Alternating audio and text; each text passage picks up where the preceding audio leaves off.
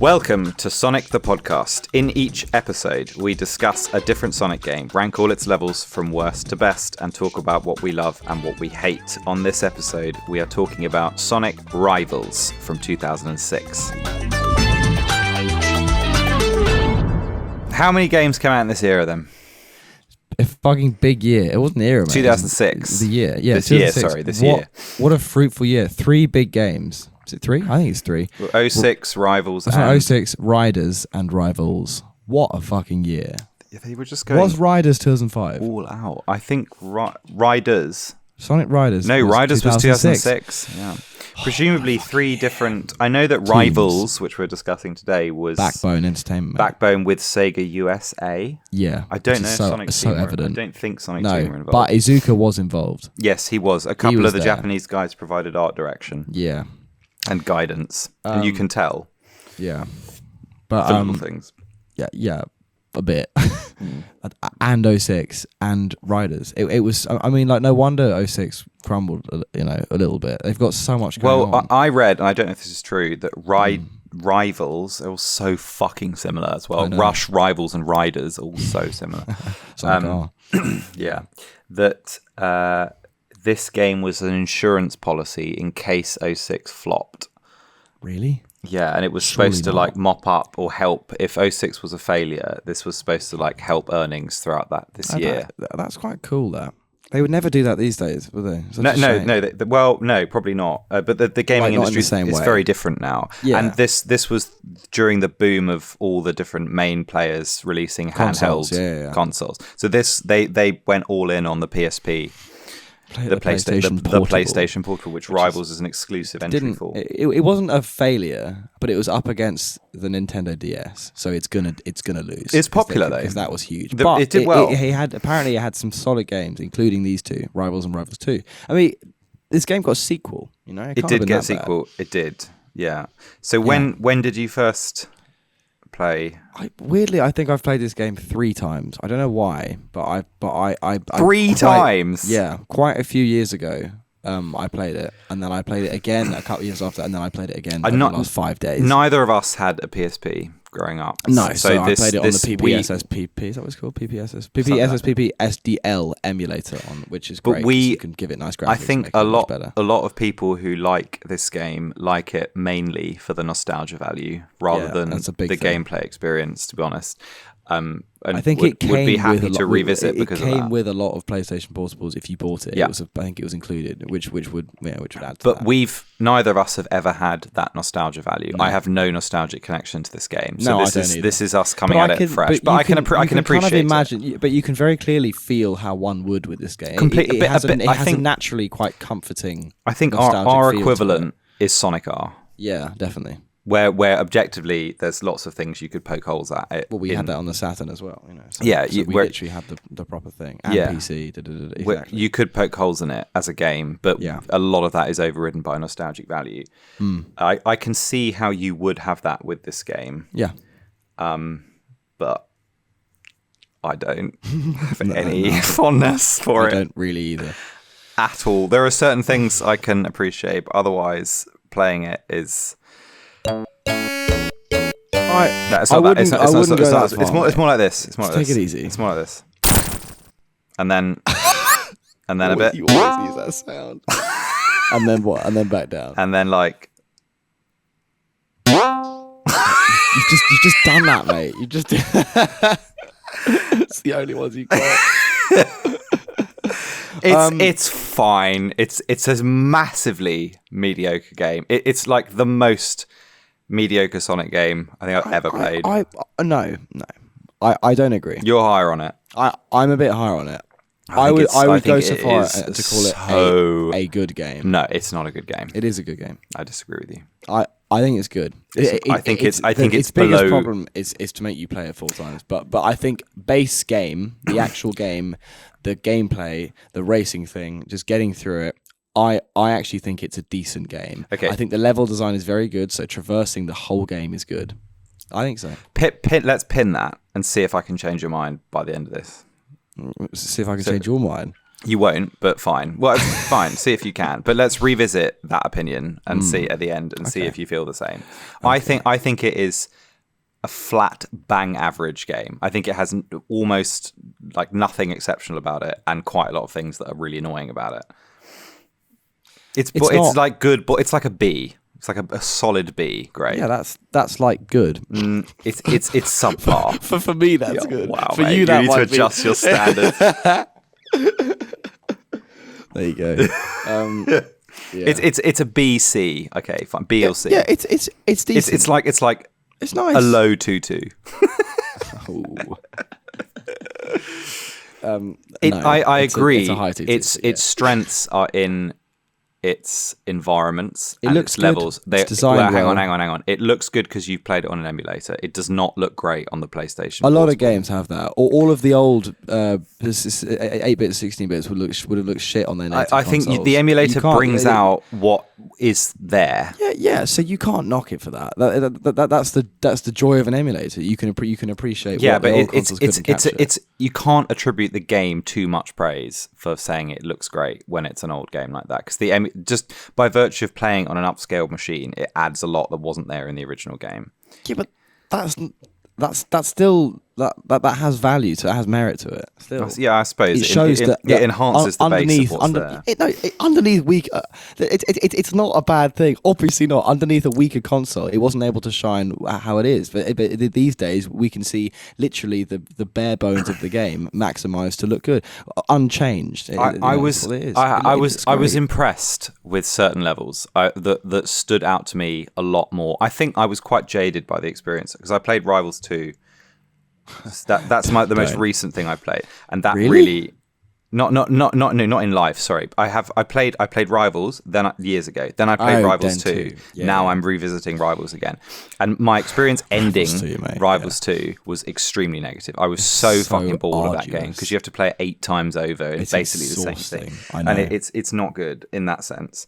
And I'd come off that quite late. As if they didn't learn from playing it 4 times. Well, surely you work with that and don't do that again. At least rearrange the levels, maybe. You know. But for this one, I now remember that the first time I played it, I was quite impressed with the levels. I did actually like them a lot. They're better than I thought they were.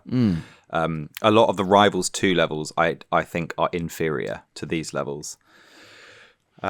So it was that experience this time around was very enjoyable. Rediscovering the levels, seeing them in higher quality. That was some of the, and also because you play them so many times. I think they are. I think they have more to them. I think they're more distinct, and so they go to places that the franchise hasn't necessarily been before, which is quite interesting. Exactly. For me, the biggest problem. I think this game has 3 main issues. Do you want to hear them? Go on. Is it 3 main? No. Hang on, let me count. 1, 2, 3, 4, 5, 6 main issues. No, 5 main issues. Okay.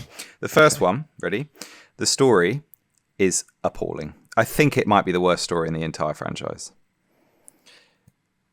I don't think so. I think it might be the worst story in the entire franchise. It's not the worst story. Shall I just give you a brief synopsis of it? The plot hinges around a character who's been brought back that is completely incompatible with how he was introduced in other games, who has a camera that converts people into cards, and in the end, all he decides to do is take a picture with his camera of the entire planet to eradicate it from the timeline. That's it. There's nothing else to the story. There is a bit more to it. There is barely anything else. It is insane. That is a 1-minute development meeting where they've gone, okay, we've got this new console, we've got this game, we want there to be a card collecting aspect to it. How can we weave that into the plot? Let's have a character have a camera that turns people into cards, and that's how he kills people, and that's the threat. Obviously, it's insane. Obviously, that's stupid. However, it's so lazy. But this is a handheld small game. It's So's not meant Rush. to be anything big. So's Rush. There are lots of other handheld games which have a far better story Rush's than this. plot is I'm not saying it's better than this, but it's still simple. It's better than this. It's not though. ambitious. No. Obviously, it's better than this. Cripplingly bad. But the camera thing, you have to obviously that's fucking it's stupid. So dumb. Obviously, that's so dumb. But it has. It's. I think I'm happy to go with a dumb plot in a Sonic game. I don't have any issue with it. This literally had no intrigue. And the only twist is that Eggman is actually Eggman Nega, which makes no sense in and of itself. It doesn't. There's no effort is put into explaining how he's pulling that deception off, or why he's doing that in the first place. And once you've figured that out, the following 3 playthroughs are incredibly dull, and not the variation of perspective is nowhere near interesting enough to keep you engaged in the story. Like if you start on Shadow and then do Knuckles and Sonic after, fuck, that's brutal, mate. Because in Shadow and Silver's story, those are the only ones that have that kind of interesting stuff in it. I remember I played this once for caveats that you played all 4 stories. This time round, I played it once, and I played as Silver, and I remember that being at least a little bit more interesting than what it was. It's not. It's so dumb. You find out who he is at the end, and he basically is like, "Well, I've got to stop you," and then chases after him. And then the other insane thing that this game does is create really weird. It's probably the funnest part of the story is watching it perform narrative acrobatics with itself to justify fighting and racing all of the rivals. I don't know why Sonic games have this obsession with making characters without any real justification attack and fight each other. So Heroes does it. I get it. It's a tempting mechanic, but it's just so ludicrous in this story. Anyway, even if you just distance yourself from it and you go, okay, fine, I'll just take it at face value, I still feel the simplicity and stupidity affects my enjoyment. The second issue. Oh my god! Yeah. Sorry, I'll be quicker for the next one. 5 of these, mate. I'll be quick. Lack of any stakes or repercussions. Rings are meaningless, and they has no impact if you get hit or slowed down. And if the only thing that's annoying is if you lose against your rival, which can be down to chance, which is another massive issue. That's my third thing. A lot of the times you lose are because of poor level design, where you get stuck behind a block you've got to push, and then you get attacked and taken out. Or at the last minute, you get hit in the rear with a firebolt that's come out of nowhere, and there's nothing you can do to dodge it because Sonic's decided to have a go at you. The fourth thing is the thing we'll probably talk about a lot is the rubber banding of the AI, which is a term I didn't know before this game, but actually makes complete sense. Oh, I know what you've watched. I haven't actually watched any video about this. I read that. Must have. I haven't. I read it. You've literally pulled. You've pulled a quote from a video I watched half an hour ago. I haven't watched. I swear I haven't watched a video on this game. I actually looked and I couldn't find any that I thought would be useful. There's like 2. How weird. I read about it. The rubber. Everyone talks about it all the time. I think I saw it on a Reddit thread. Yes. The rubber banding, for people who don't know, like me, like before I did research for this, is a I believe, and correct me if I'm wrong, a term for a kind of AI programming where they will like kind of auto catch up with you with no justification if they get a sort of certain distance behind you to keep the stakes high, basically, of you being it possible for them to still take you over and keep the player engaged. Is that right? Yeah. And I think they also can't get too far ahead of you because they're like attached via an invisible rubber band to your player. Yeah. Which just is incredibly annoying because even if you're performing really, really well, they're still right on your tail. Yeah, they're still and very, then very because of the way the power-up mechanic work, they can take you out. And the last thing is just the repetitive gameplay. It's like it makes you there is no difference in how you play as these 4 characters at all. Other than the power Apart up, from one, and that's bit. it. And the fucking power up is flawed and it's broken because Silver, Shadow, and Knuckles all stop dead when they use their power up, which causes them to just kill all fun and momentum from what you're trying to do. Sonic boosts and get a massive advantage if you're racing against Sonic or you're racing as Sonic. Yeah, massively. Those are my problems, and for all of those things combined, it's just not enough to be to like enjoy the levels as much as they could be enjoyed. That's pretty fair. I probably, Well, I mean, you've just sort of just cut the game into pieces. I think I'll tell you why I like it. Please do. Which I can't defend nearly as much as that because the main reason I like it is probably just down to personal enjoyment. Because for some reason I am more willing than I imagine most to just entertain the repetitiveness of it. For the sake of just having to complete it. Although even I have my limits. I'm not, no fucking way am I going to do the challenges, the easy, hard, medium mode of where you got to get. Also, the card reward assignment is random, so it's even worse. If you want to get all 150 cards. But I like that. And then just to add to that, I get what you're saying, and there are actually elements to be fair to the game. They have tried to counter the repetitive gameplay. That, like, when you go over, one of the core mechanics is when you go over kind of an obstacle, you're given a choice as to how you can choose to vault over it. You can either go up or directly forward. Yeah, that I think is really good. I think that's like active decision making that has a consequence on the route that you take. I can't say much on level design because I don't know much about that. But from what I can see, they have a very good grasp of the top route, middle route, bottom route formula, and they develop it very nicely by having sort of even more of that. And if you fall down, it's the classic Sonic formula that works really well. And they keep it. I honestly, I genuinely felt, only in my first playthrough, only when I did Sonic Story first, almost every level I felt like genuine tension and stress of beating my rival, and however that it was programmed, however bumpy, the fact that I felt that goes somewhere. No, I think you're completely right. This is why I think that the rubber banding thing, it has to be done, because otherwise it's probably quite easy to just clear your rival. But if they stay close to you the whole time, it is at the ending is very tense, and sometimes you at last minute you can homing attack them and knock them out and get ahead, and it's really good. I agree. As a concept, I think tackling a concept of having the idea of a Sonic Rivals game is very cool. It's cool we have Knuckles, Shadow, and Silver. They're the three classic, to this point, rivals. That's great. Yeah. Jet would be in there now. It's quite cool. But I think they did an admirable job, because obviously it's a bit like meh to have them fucking race each other and fight each other the whole time, but like you kind of have to just go with it. A lot of this game I excuse, because down to personal enjoyment, I just enjoy it.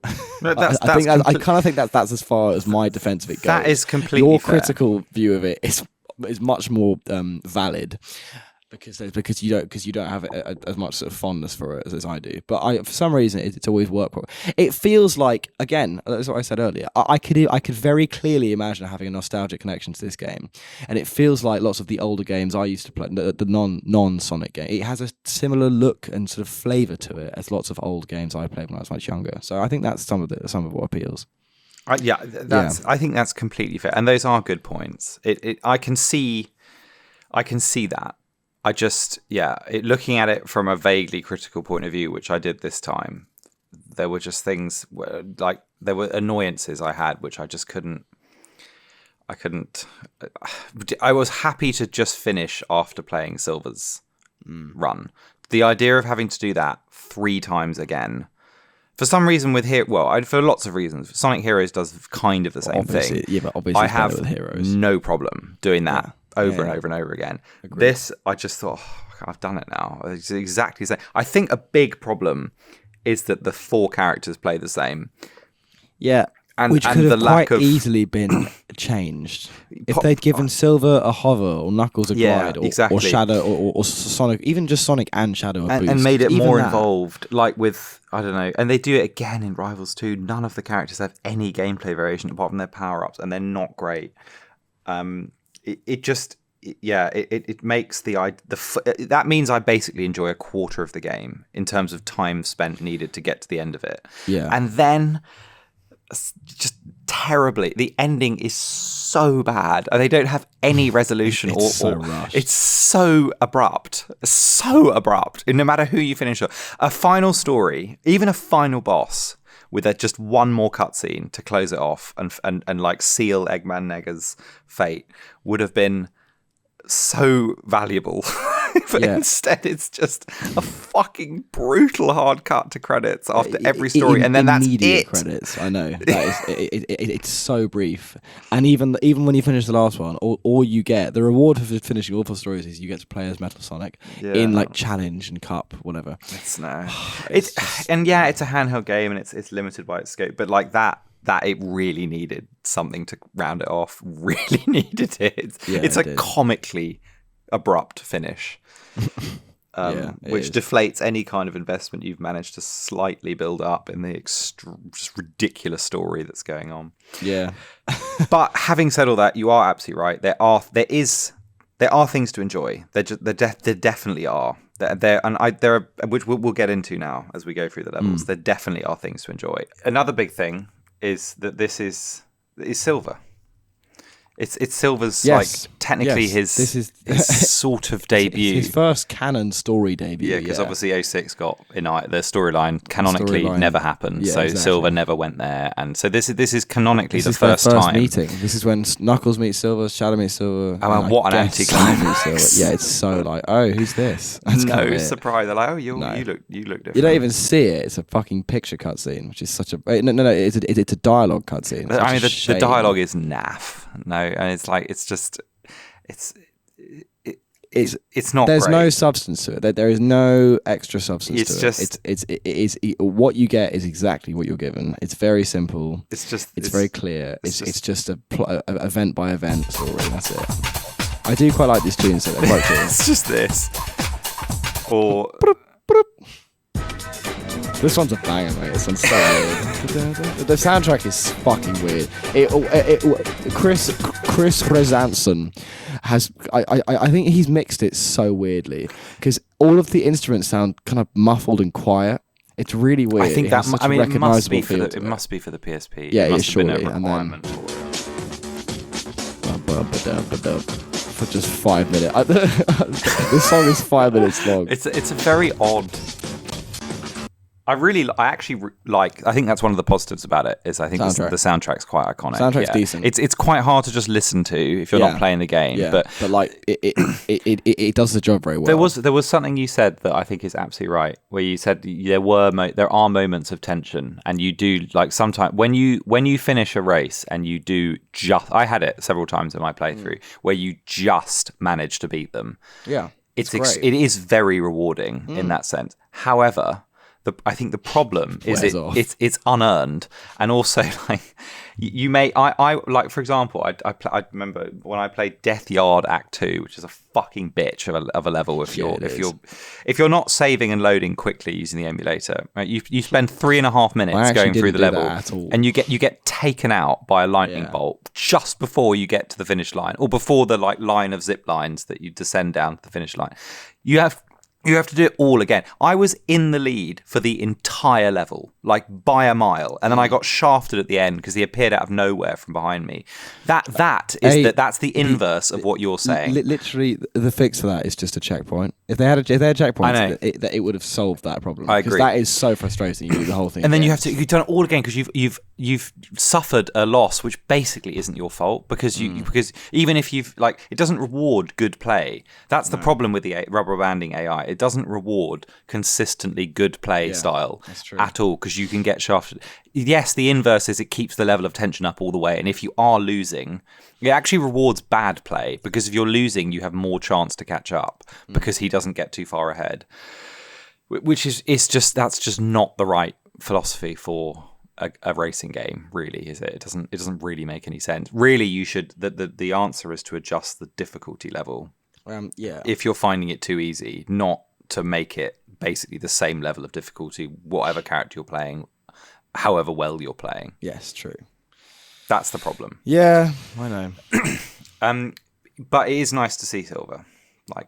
Because he's such an underused and that little period is such a cool period. So it is cool. The more of the Sonic era, the more we have of that bit is great. It's Silver's debut, where people are very excited about him being there. Yeah, exactly. And this game was obviously to ride on the back of the Rivals concept of bringing those 3 hedgehogs to the fore is very evident in 06. It's such a great. I love it. Yeah, it's iconic, and they look so good together. It's awesome. Yeah, they do. These 3 kind of god figures. This era is, as well as it being great because there's such an extraordinary concentration of games, it's an absolute mess. There's no storyline consistency going on. They're playing with interdimensional travel, time travel. Yeah, it's a big risk. It's completely all over the place. It is quite cool that Eggman Nega is contained. Sorry. Eggman what? I'm sorry to drop his name like that, but wait, Eggman what? Nega. Also, what a name! N-E. He's already a brave character just by. He's insane, Eggman. He's actually quite interesting. Yeah, he's fascinating. I think to be honest, of the 4 games he's in, not including the Olympic Games, this is his weakest Isn't it outing. So cool that he's in just the Rivals and Rush series. I don't know. It's great. It is. I agree. It's cool. I like him a lot. Interdimensional time traveling being. He's insane. He's like an overcharged Eggman. Yeah, but without any humanity or ethics at all. Yeah, especially in this game, he's chaos. Totally psychotic. Yeah, he's just I think. Well, no, we're here now, but it's better to talk about him in other games because you don't actually see much of his personality. You see a little bit, not much. He really shines in Rush Adventure. Yeah, but his the sort of dynamic is Eggman's ambition is like sort of domination of the world and domination and control, tyranny. Yeah. And then Eggman Nega's is just destruction. He just wants to kill everything and everyone, and just ruin everything. And I like that he sees Eggman as like a stain on his legacy, on his and that's his entire motivation. The entire motivation of this game for happening, and his plot is that he's travelled back from the future to erase Eggman's legacy because he feels it's tarnishing his. Yeah, but then that's countered at the end of Silver Story, where he actually then says, fuck it, if I can't change the future, I'll just destroy it. Yeah, I know. Which means changing literally where he's come from. Yes, I know, which wipes himself out. He actually does the same in Rush Adventure. Something similar happens at the end of Rush Adventure, yeah, exactly. Yeah, he opts for self-annihilation. He's just dangerous. I quite like how in Rush Adventure and Rush, I like how the wiki said this. It seems like he seeks out Eggman to like share a common goal and work together, but Eggman never ever seeks him out. Yeah, because he knows he's like fucked. I think Eggman Nega is more intelligent and more dangerous than Eggman, which is cool. He's probably got like a higher IQ, but because of the lack of his morals and humanity and ethics, he just has no bounds at all. No, I think Eggman is grounded by like a basic moral code, but like that unshackled is just kind of pure chaos. Yeah, and evil. Evil. What Eggman Nega is, yeah. Yeah, which is cool. What does Nega mean in Japanese? I think it means new. I think it means like new. In Japanese, it's like a prefix for a kind of like neo. Yeah, it means negative. Oh. That's interesting. So it's like the flip side. Okay, that's cool. I think so. Yeah, I that vaguely familiar. Yeah, because in Japanese the word nega means photographic negative. Yeah. So like literally opposite. Even though that's kind of not what they are, but still, nearly, but not. They're quite. Not, but I get it. It's a way of like. Yeah. Distinguishing. It's like adding a Neo, which would have been a safer bet, to be honest. Eggman Neo would be much better. Yeah, it's such a weird choice. Literally one vowel. I really like. So problematic. I know. I really like his outfit. Oh, doesn't he look like? Doesn't he just look the business? Yeah, he does. He looks like he looks serious. He's got like a B pattern on his socks or shoes. Yeah.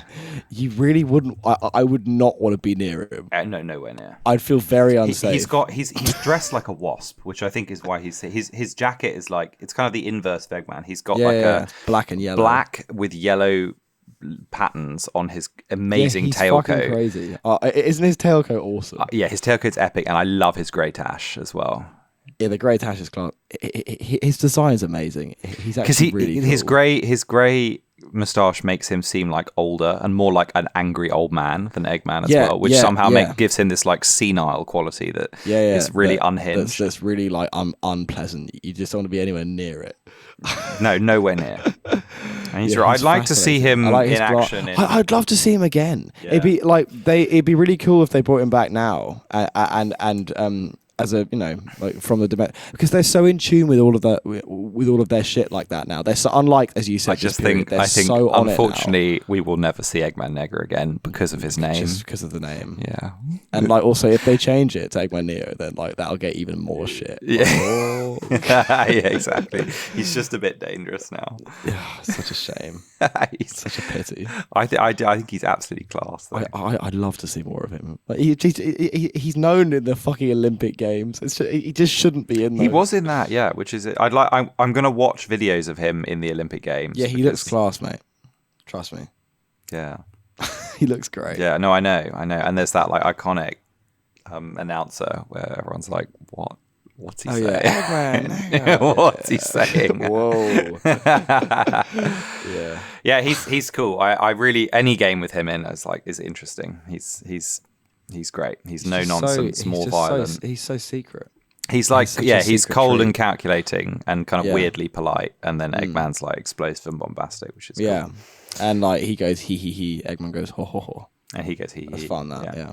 Yeah, he's cool. He's not interested in rebranding stuff like Eggman is. He just wants to destroy. Also, we get a very interesting insight into his design style, which I love, on the Badniks and his bosses, because all of those Badniks bosses are his creation. Yes, I know. Which is very cool. And each level in this game has a Badnik specific to it, which is designed by him, and they're very different to Eggman's mostly, and then the bosses as well, which are also notably different. There's just a different style there, which at first you think, oh, this isn't very Sonic, but you can, if in reality it's down to just different designers, fine. But it's nice to put it on as no, this is Eggman Nega's design style, and it looks different.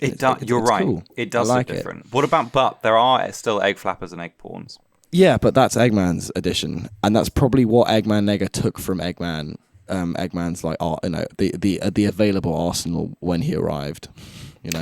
Yes, I guess also that's why there's only pawns and flappers. Low key, let me just say, I said it in Heroes. I'll say it again. The egg flapper is so good. Yeah, it's awesome such design. A great design. It's a really, as is the egg pawn, but that's overused. The flapper is fucking great. They're really cool. I agree. I love them. Yeah. Really... Look at them. Go on the wiki and look at their Shadow Gens renders. They're fucking beautiful. Yeah, they're really, really good. The more we get on Eggman Nega, the better. That's what I'm saying. So seeing the Badniks and bosses design style is very cool. Definitely, and the Badniks that aren't the flapper and the egg pawn are really interesting. We'll talk about those as we go through. That's what those are. Yeah. Yeah, exactly. That's Eggman Nega's one specifically. Yeah. Okay. Should we do the plot now? Yes. Talk to me about the plot. Okay, so we dropped hints for it now, but we basically discussed it. See if you can flesh it out to be anything more than what I've described it. I got it. It's all good. Okay, you ready? Let's see if this makes you like it even a little bit more. Okay, go on. Out of nowhere, a mysterious landmass called Onyx Island appears. Sonic and Tails decide to investigate. They are met by Eggman, who explains he's in possession of a special camera capable of turning anyone and anything into cards. He reveals he's trapped Amy Rose. Knuckles appears not long after, enraged that Eggman has turned the Master Emerald into a card too. Before this, Shadow receives a call for help from Dr. Eggman, who tells him he believes that there's someone after him. Shadow then heads to Onyx Island, where he encounters Silver, who is also in pursuit of the Doctor. The four heroes travel across the island, encountering and racing each other on many occasions until they reach Death Yard Zone, where Eggman, after suspicious behavior, reveals himself to be Eggman Nega, a distant descendant of Eggman from roughly 200 years in the future. It is also revealed that Onyx Island is Angel Island brought from the future into the present. Eggman Nega has travelled into the present day to trap Eggman in a card, as he believes his failures tainted the family lineage, thus causing the world of Nega's time to shun him. Nega also wishes to attain the ultimate card collection, eventually turning the entire planet into a card. Silver notes that this would destroy the future, to which Nega responds if he can't change it, he'll simply destroy it. The four heroes are eventually triumphant against Eggman Nega in a final confrontation in space, where Rouge, Tails, Amy, and the Master Emerald are freed from the cards, and Eggman Nega is trapped in one. Silver takes it back to the future, and the present is safe once more. Nice. That was a good synopsis, because it's actually quite unnecessarily convoluted. There's like one it weaves between each four. In every story, there's one piece of dialogue that that gives new context. It's quite annoying. That's literally it. To get it all in. Yeah. But what is really cool is Onyx Island. How fucking great is that? That's also awesome. Literally dropped once, I think, in Knuckles' story. He's like, "Fool, you're too stupid to know. This is Onyx Island or something. The future version of Angel." Yeah, because it's Onyx. It's really definitely not explained. Onyx has been brought back from the Silver's future, 200 years in the future, to the present. But Onyx Island is actually Angel Island. Yeah. But it's just been renamed Onyx Island. But 200 years in the future, it's the same thing. At some point, it was renamed Onyx Island. Yeah, which is very interesting. I think what's also really cool is that how it contextualizes all the levels, because you can make parallels between them all. Yes, but also you can. Although I think it's quite. Yeah, I know, but it's quite difficult to do that. No, it's not. Okay, I look forward to hearing. I sort of thought about it a bit, but hopefully you thought about it more. Not enough, mate. I think what is cool is that the Master Emerald is an object that transcends the space-time continuum. Therefore, when it gets taken a photo of and eradicated from the timeline in the future, it has an instantaneous effect in the present. Yeah. Where, because Knuckles, like, it just disappears in front of his eyes, and then presumably Onyx side. I guess the only thing that doesn't make any sense is the fact that Onyx Island, if Onyx Island is Angel Island in the future, surely it just appears and completely overwrites Angel Island. How can Angel Island and Onyx Island exist at the same time in the same space? Unless Angel Island has moved. No. It overwrites it. It changes. Although, again, are you sure? I'm not sure that's qualified. Well, you'd think Knuckles would fucking, because Knuckles comes from Angel Island, he says, doesn't he? He's like, no, but apparently it just appears. It doesn't replace. Yeah, but exactly. So the only if you think about any of this time travel too much, it's done very poorly. The only headcanon I can explain is that maybe Angel Island is like in orbit a bit and like flies around, and Onyx Island has crashed, so it's underneath. Well, if you look at its appearance in one of the comics, it's like it's kind of in water, so it's definitely on the ground. I think that might, and then for that theory, it works because you can see the sea in Forest Falls. Yes, you can. Okay, so that Angel Island, but then doesn't make sense, because what would happen is the Master Emerald would disappear. Onyx Island would appear underneath Angel Island, and Angel Island would fall from the sky and destroy Onyx Island. Yeah, because the Emerald's not there. Assuming, if we're going off the adventure rules, the way they're thinking about this. But that's assuming that you're operating on a like parallel timeline theory where the timeline branches rather than overwrites, which means Onyx Island and Angel Island can exist at the same time. If they couldn't exist at the same time, then it should exactly. It should just snap to replace it. So either way, it doesn't really make sense. Yeah, classic. However, we can go past it. It's a cool idea. It is a cool idea because the name is cool, and like it's just quite fun. Agreed. It is a cool idea. I like it, and I look forward to hearing your parallels for what's what. Well, I mean, should we do the quiz now? Let's do the quiz. Because my first question is just that. Fuck. So, if Onyx Island is the future version of Angel Island, let me think. What does each zone correspond to? Okay, Forest Falls. The only one that doesn't is Meteor Base Zone, because that's in space. But that's not actually on Onyx Island. No, exactly. It's not on the island. Chill. So, it's the first 5 zones. Okay, Forest Falls. What's that? That's got to be like Mystic Ruins, basically. No, mate. That's just Angel Island Zone. Sorry, yes. That's okay, yeah. I'm thinking in like very adventure terms. Angel Island, yeah. Yeah. Colosseum Highway. Lost World, kind of. There are no Roman ruins. No, Lost World's not on Angel Island. Also, the Mystic Ruins is the Mystic. It's not on Angel Island. Sorry. Think classic zones. The base.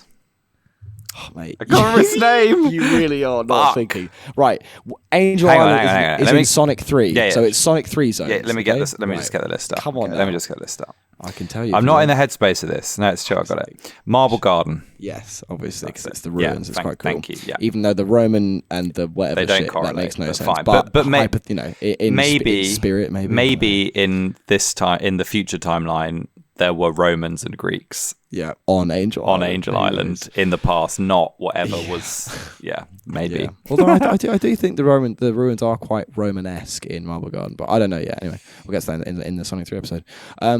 Sky Park Zone. Carnival Night. Yep. Crystal Mountain Zone. Ice Cap. Death Yard. What do you think?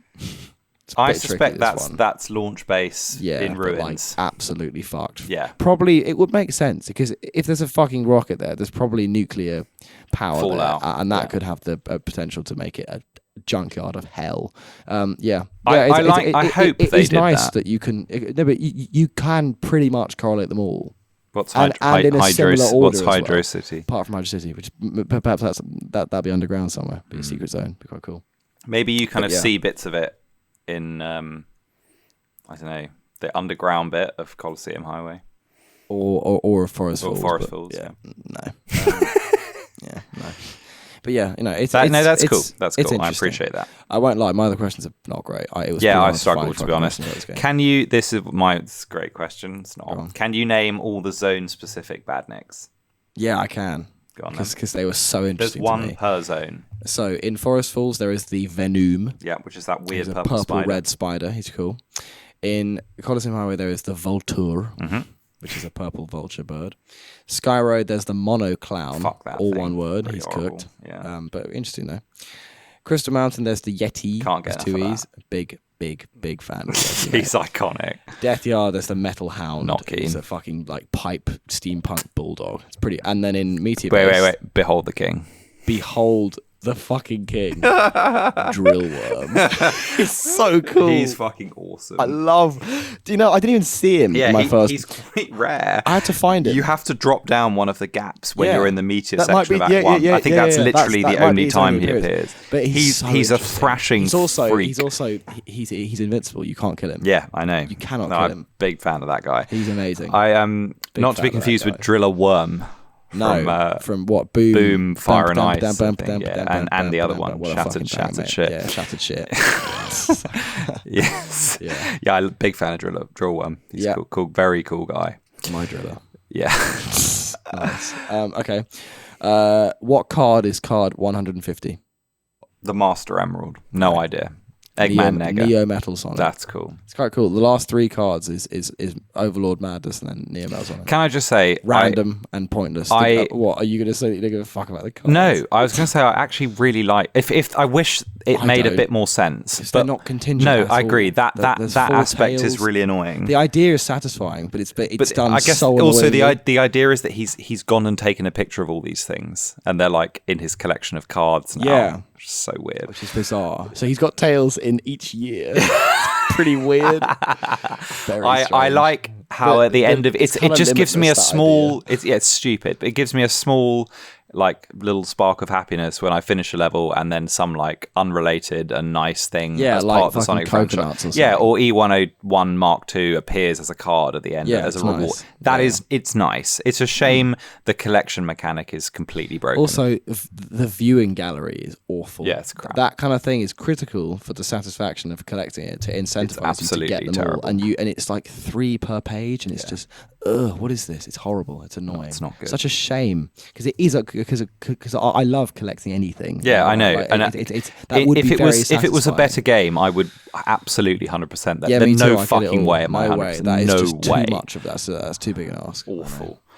Number 2. What do you vault over in Sky Park?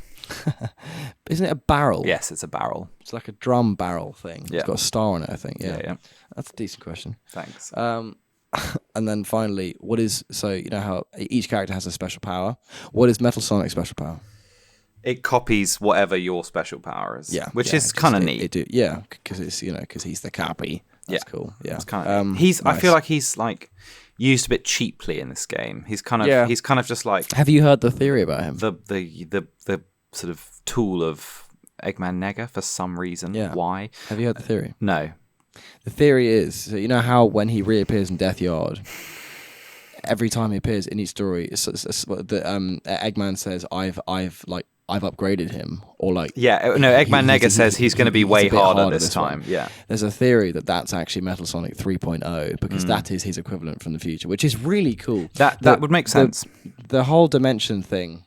It's a Silver's future / Eggman Nega's future or dimension, whatever it is really interesting because of who comes from there. Again, any insight into it's good, i.e. the badniks and the bosses. I agree. Silver and then in Rivals 2 Metal Sonic 3.0. However, it's just not contingent enough. It's such a mess. Well, just wait. So my next question gets into that a bit more, okay? Because I sat for like 10 minutes trying to work this out. Yeah.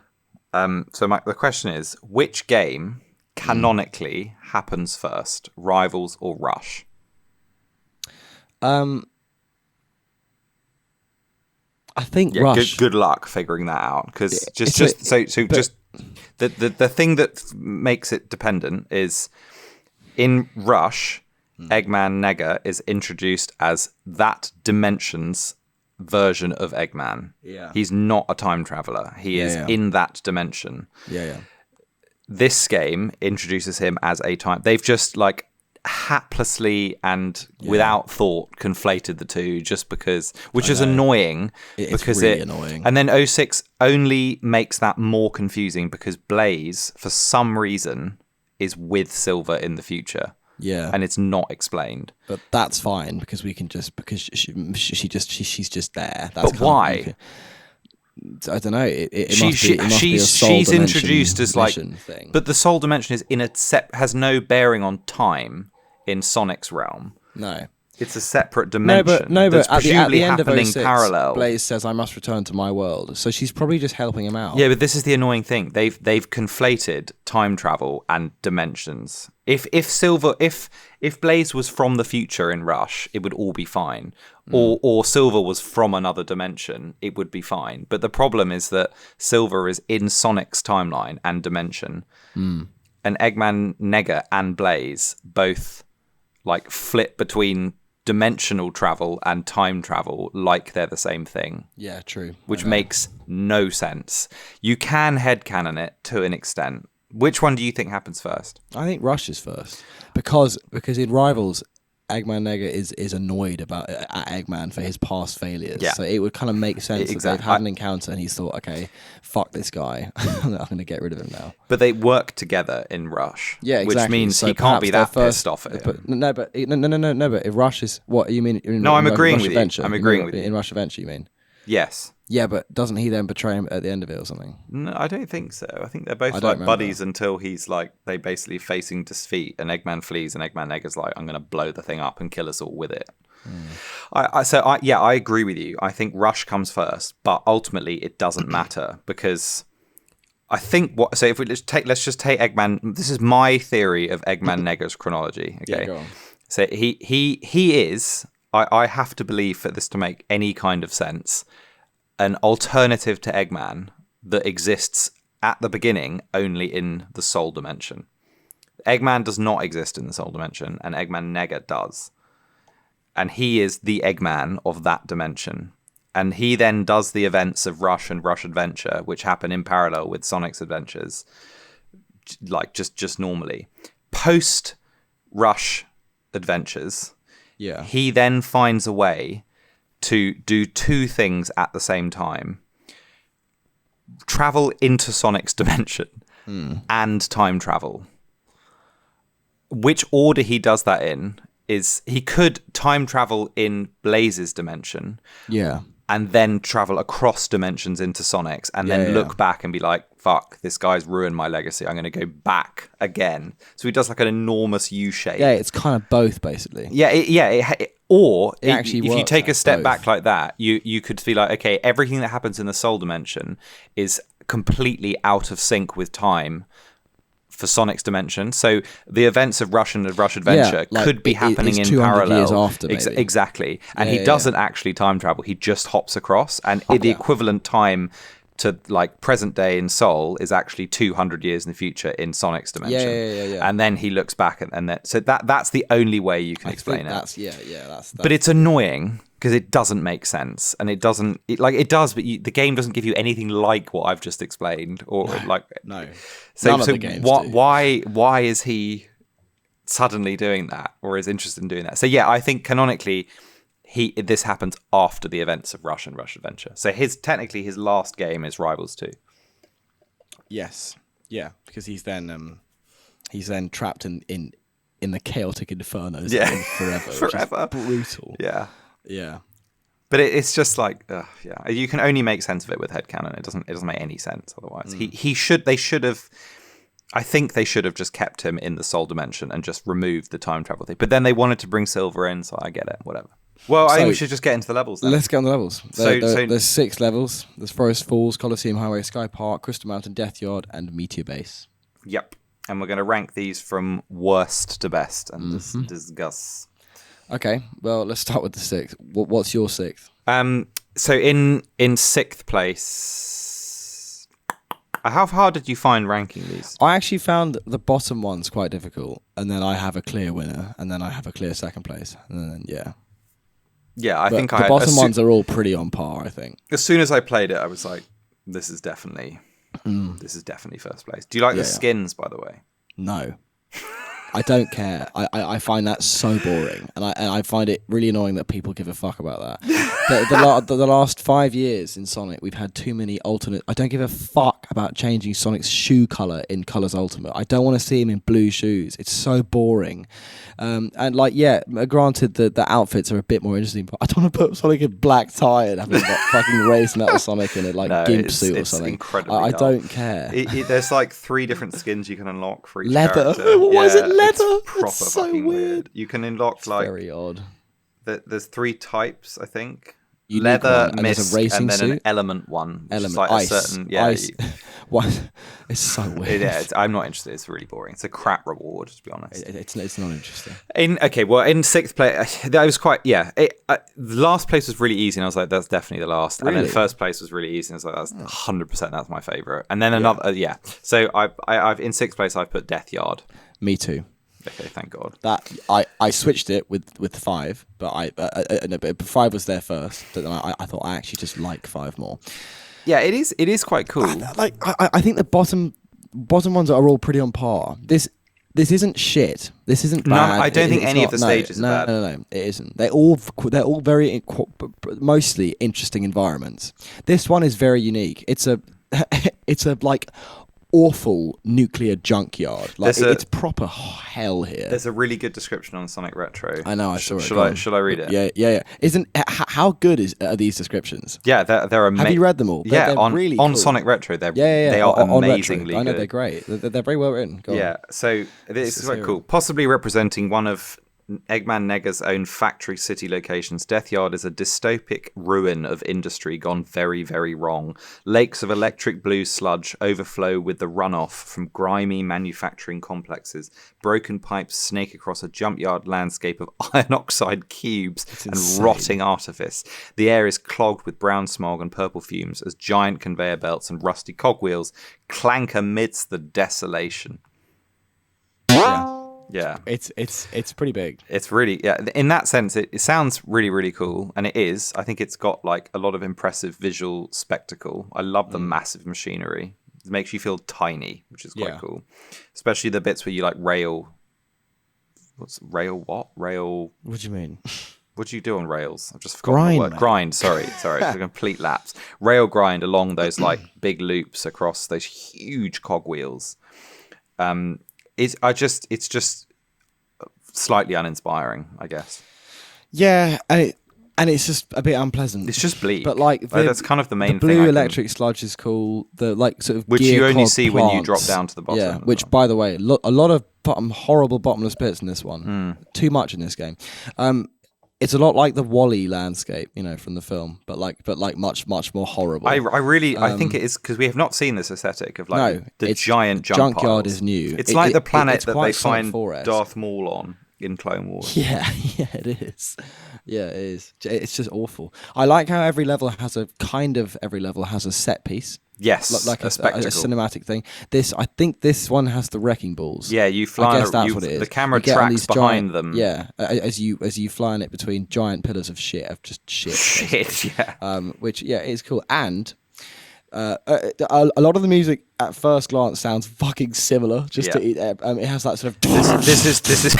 But this one has quite a cool it's really grungy and dirty. I think it's one of the weaker tracks. It is, but I'll play it here now.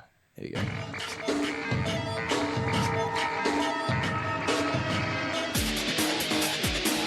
It all kind of sounds like this, but then there's always one unique bit. That's what's coming.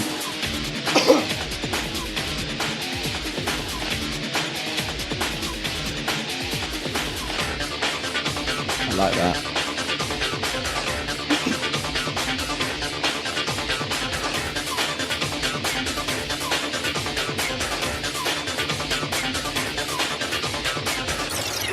Here we go, this bit. This is so cool. Great sounds there. What the hell's going on? I agree. I dig it. Cool. Yeah, I agree. It's cool. It's the act you have to look. Zone is pretty much the same. You have to look quite hard for song-wise. The fun bits. Yeah, you do. You have to actually pay attention to it, but which when you're playing, you don't even hear. It's just nice. But it works. I think a lot of visually, this Act 2 is very similar to Act 1. Usually they vary the skybox or they change something. This feels pretty, very I think much it's just like a little bit dirtier. And then the Metal Hound is here. He's pretty cool. He's got quite a cool design. He's got a red outline, like pipes. Yeah, he does. This game is quite Bionicle. Yeah, I know what you mean. Graphically, it reminds me of Bionicle the game. No, it's not like Metro Nui. This is like Metro. This is like Tar Metro. No, it's not at all. No, it isn't. It's got lava and giant machinery. No, it's not. It's rusty and broken. Metro Nui is dark red, well oiled and like alive. Fine. It's not at all like Metro. It's much more like not Death Yard. The rest of the game, parts of it, is quite Metro Nui-esque. Crystal Mountain and Forest Falls are quite sort of, yeah. Bionicle. I think you're more just thinking of the graphic style. Yeah, and graphically it is as well. But yeah, anyway, that's kind of all I have to say on Death Yard. It's the Metal Sonic fight's lazy because it's just kind of the same map again for Act 2. Sky Park and Death Yard do that. They repeat the same layout, but then change the obstacles and alter it a little bit. Yeah, which isn't great. I find as if it's not repetitive enough. I found Act 2 quite tiresome. Yeah, it is. Metal Sonic is like powered up to be just more of a pain. The conveyor belt gimmicks they're good, but they are really annoying. And if he reverses if you're playing a Silver or you're racing, I don't know if you race against Silver in this, you probably do it with one of them. Yeah. If he reverses the controls and you're on a conveyor belt, you're just completely fucked. Yeah, it's a nightmare. And yeah, there's a couple of vertical climbing segments that this game just doesn't. The vertical shit in this game is often a fucking pain. Yeah, it doesn't lend itself particularly well. No, what would really help is the stomp function. If you could stomp onto springs, stomp would be great. It would really help the gameplay. But you have very limited. The platforming is slippery, and you have very limited control. Hadn't been invented yet. Had it Unleashed? Was its debut? Does it not appear in Adventure 2? No, that's the ball bounce thing. Ground it's not pound. A stomp. Yeah. Okay. Fair enough. So that's frustrating. Yeah. And this this level in particular has a lot of that. Playing it isn't very fun. No. But it does have some cool spectacles. It does. I think it does the junkyard thing very well. It has giant vats of trash falling and you take a zip line around it. You run up a tube of shit. It is cool. It's an impressive hellscape. It's done well. Yeah. But it's mental.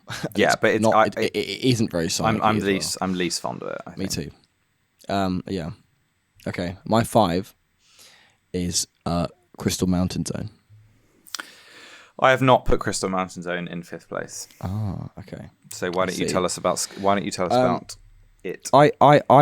It's just a fairly I think it's a fairly standard ice level.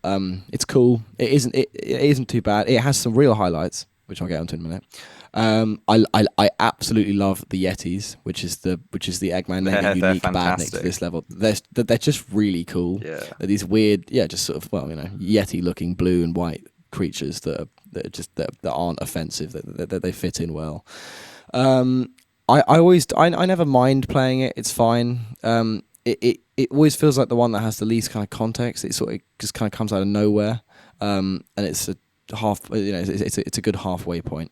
The highlights of this level is the giant purple and blue crystals that are really cool, and they're everywhere. And at the end of Act 2, you have this great segment where you jump through between massive ones, and the camera does some very nice sort of angles where you get to really see how big they are. And of course, the wonderful bobsled set piece, which is so cool, great. Where you both get in this really, really nice looking yellow old bobsled car, and you snap between 4 different angles of you shooting down a hill. It's really fun. And then the song is fine. The song's okay. Again, like Death Yoda, it has one cool bit, which is this bit. I think I like the song a lot. Oh no, it's this one. No, this. Yeah.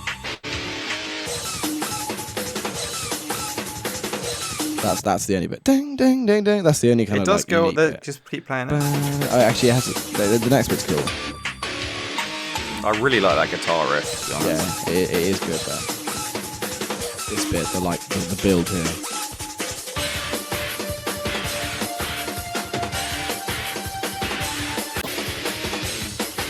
That's kind of it though. Yeah, it's a sort of gritty, fat tune. Yeah, it could have been a bit more icy, I think, but still. It's got those high notes in it that give it a kind of genteel feel. But which is nice. But no, that there's just not. I didn't find too much to say about it. All right. And playing it's fine. I'm high on it. Okay, cool. What's your 5? In 5th place, I've put Sky Park. Yes, I thought you would. Yeah, but not as good as I remember it being. For some reason, I thought this was going to be at the top, but then I played it and I didn't enjoy it. I didn't enjoy it that much, to be honest. I just remember. I think it's because I remember really liking the tune, which goes. The tune like is this. so good. Just let it run. It's probably great. the catchiest one. It's a really cool Actually, no, song. it's not the catchiest. No, it's not the catchiest one, but it does it really well. So similar to the rest. I know, but this is good. As is the next part. It's very like Carnival. No. The Carnival comes now. Yeah, I'm sorry. I mean the next part. Yeah. That's fine. Yeah. Yeah, this is like a wind up. Up you go. Up the roller coaster. Bam. Love this bit. So cool. It's this next little bit that's very catchy. This bit's so good. Now.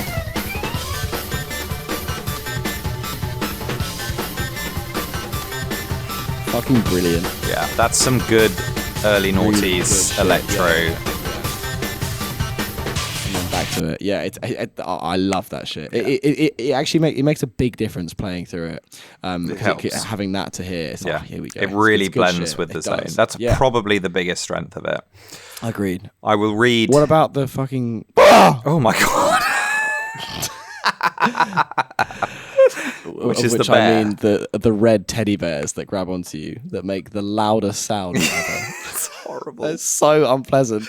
They're awful. Let me read the description of this scene. Against a backdrop of twinkling stars and a vast full moon, which seems to be in the sky. Yeah, it seems to be next to you. Yeah. Sky Park's sinister amusements are just what one would expect of a carnival dreamt up by Eggman Nega. Rickety wooden broadwalks, snake alongside garish blue grind rails, that tend more often than not to deposit riders right at the top of spike blocks.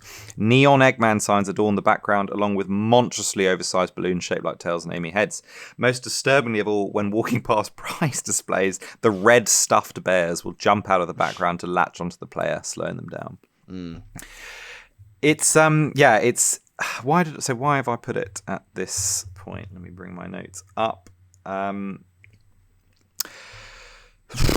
So the aesthetic is quite interesting because it departs from the classic casino vibe that this type of level usually fills the spot in, and instead opts for a kind of carnival fair, country fair type vibe with like tents and flags and boardwalks and kind of medieval. It's like an old circus. It's like a country circus, like a countryside circus. Yeah. Because it has tents and stools and prize stools, and it's got games that appear like... It's not a casino, it's like it's not a casino. Fair. It's exactly a fun fair or a fete. A weird old fun fair, which is spooky.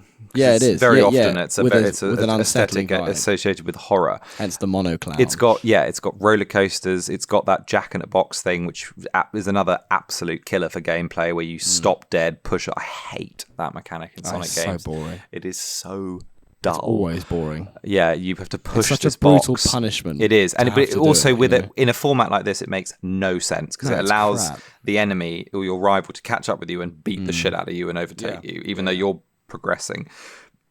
But you can then jump on top of it and bounce up really high. Still. There's that like, I don't know what the game's called, where you sort of hammer smash something and then a thing goes up. And, yeah. You know. That there's an equivalent of that which you sort of have to pass through and then you get shot up in the air.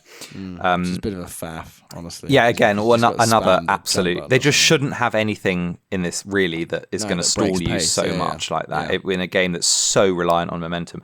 On that point, also the physics of this game are not great. No, if you slow on a loop the loop, you are fucked. There's no way you're catching up. If you roll, which is meant to be faster, you slow right down. Then it kills you. It's poor physics, really poor.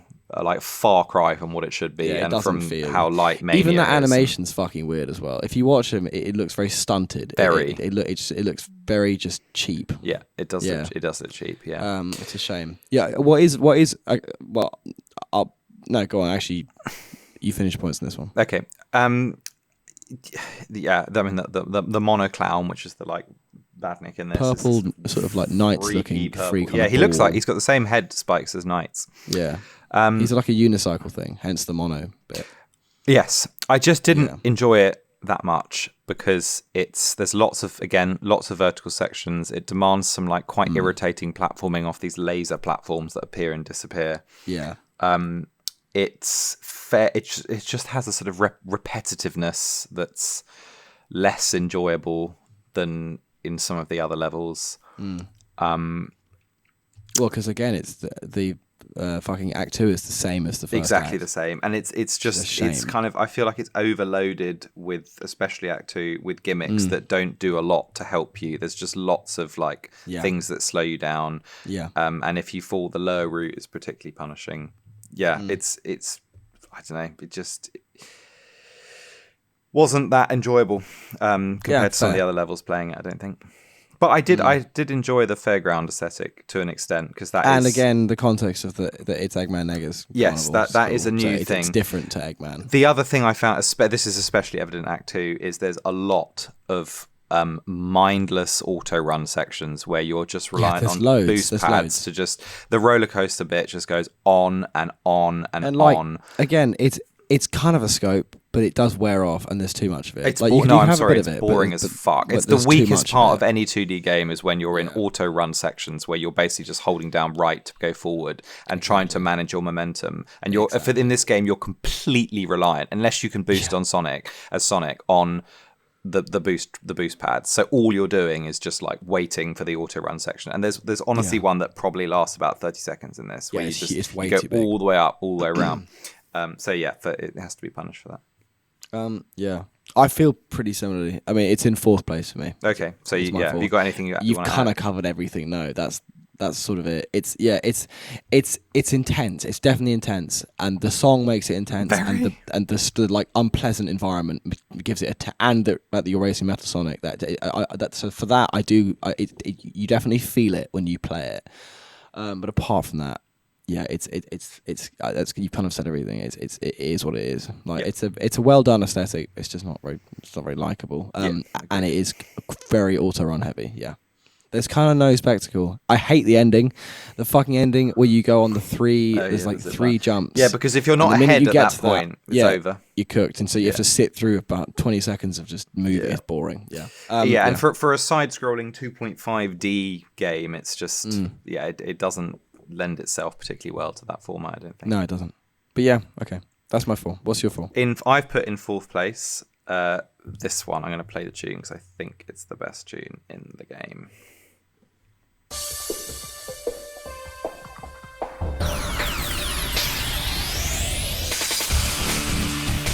Forest Falls. Nice. Which is the opening. Yeah. This bit is so catchy. Coming up in a minute. This bit. Now.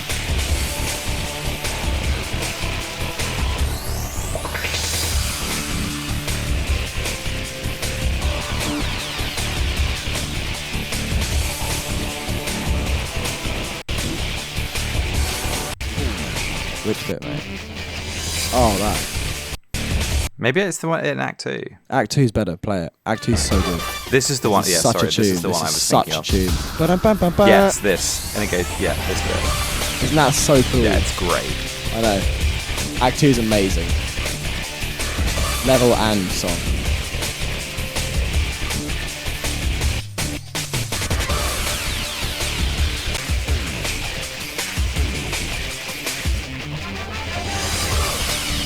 These next 4 were actually I think they're all pretty high standard, but I had to put this here because I have more to say on all the others. This is the Green Hill entry for this one. It's actually very pretty, and it's nice to have like a jungle. Place. Yeah, it is stunning. It's absolutely stunning. The Green Hill crosshatch pattern. Patchwork. It's beautifully tropical, which is really nice and like just refreshing from the kind of grassland that Green Hill is. Let me read the description. So I think it does it justice. Yeah, not quite as tropical as Green Hill. Forest Falls nonetheless sports a temperate climate with green grass and colourful flowers. Leafy, deciduous trees take the place of the original's palms, and a multitude of raging waterfalls can lead into dim underground caverns with the purple rock faces where giant spider webs abound. Playing can take to the air, riding the winds on giant leaves, and ponds down below sport oversized water lilies to hop across. It's great. It's very cool. So it's a lovely opener. It's also incredibly fun. Like it's just easy. There's no irritating vertical climbs or anything. It fits. I love how it's got really good variation within it as well. When you drop down, you go into a cave system. And the difference between Act 1 and Act 2. Act 2 is in the forest. It's a sort of canopy, and then Act 1 is just kind of on the outside of it. Yeah, on the coast. Yes, which is really cool. Which is lovely. And the waterfalls are fantastic, like great sort of set piece bits. And the Venooms, G. And the Venooms, they're class. Yeah, the big spiders which you find in the caves. Big fan of them. Yeah, it feels like a proper and you run through tree trunks it's like it gets more swampy in part 2. Yeah. And just feels like there's more detail and more going on. It's very it's quite Leaf Forest from Rush. Yeah, but with more like I don't know. It's a perfect blend of Angel Island, Green Hill, and Leaf Forest, I think. Yes, I think that's accurate. It has elements of all of them. Yeah. And it does it very nicely. I just really like all the little ponds and like the falls flowers. Yeah. And if you, nice. Especially when you're flying down the zip line, there's some nice details that are really easy to miss. Great visuals. So the water looks really beautiful and crisp and it's just it's a very, very pleasant aesthetic level, to be honest. The only thing it's lacking is anything interesting. In the sense that it's just a really nice dense woodland with the tropical vibe. It's not got anything like I guess any kind of I don't know. That's probably why I've ranked it lower than the 3 remaining in mine. It's just there's like less to kind of dig into in the environment. But I think it's a pretty good level, to be honest. Yeah, fair. Okay. Cool. And it's a fun opening as well when you play it for the first time. Great opening, this is good shit. It is. Nice. Okay. So that's your 4. Yeah. So I've got Death Yard, Sky Park, Forest Falls. Okay, and you've got Death Yard, Crystal Mountain, Sky Park. I've now got at 3, Colosseum Highway. That's my 3rd place as well. Nice. Okay. Interesting. Shall I read it and then you can talk about it? Go on. Let's go. Okay. So Colosseum Highway, very interesting stage. This is an extraordinary word that I haven't actually seen for it. Looking just like it could have been lifted out of a first century latifundia, which is, according to Wikipedia, the term used by ancient Romans for great landed estates. Yeah, so it's like a massive house in Roman times. That's cool. Colosseum Highway has many set pieces to fit with the ancient ruins theme. While the occasional statue goes headless and 1 or 2 aqueducts curtail abruptly, most of the highway still remains intact. Manicured trees and ivy creepers adorn the stately courtyards of antiquarian villas, and bubbling fountains decorate the background. It's pretty cool. I love Colosseum Highway. Also, it makes a cameo in Murder. In Murder, which is very nice. I know. It's we've never seen this aesthetic done like this before. No, never. With just blatant Roman statues. Doesn't this give you a nice insight into how cool would a time travel Sonic game be? Yeah. As in human time travel. Yeah. So you get prehistoric, you got medieval, you got ancient Egyptian. I guess the closest we get to that Roman. It'd be really cool. Is Secret Rings. Yeah, it is. Yeah. But like, yeah, exactly. Because it'd be this could, and then like future as well. It'd be a cool thing. It'd be awesome. But that's the kind of thing that you wouldn't get that nowadays. Sadly, that's such a 2000s idea. It's such a like experimental Sonic Team early noughties idea, which is so cool. I wish they'd done that. It would have been great. And then imagine the tunes. But yeah, this gives you a nice insight into that. It's cool. It's a shame the song doesn't reflect any of the Romanness. It's just an ugly guitar. It's extremely average. The song. It's actually, this is the worst one, I think. Yeah, it's very good. It's a letdown because it should be way more interesting. This is cool, this bit.